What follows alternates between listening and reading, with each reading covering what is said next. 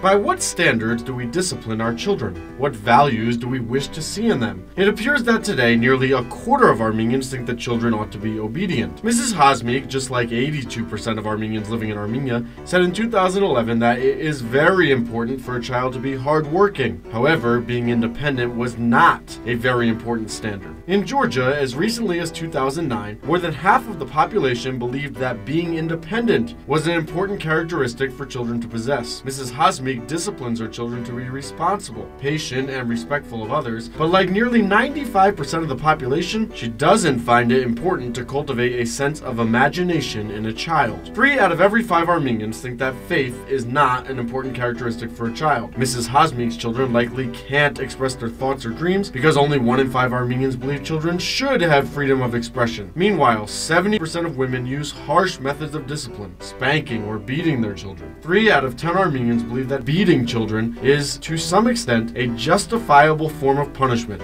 We deserve better.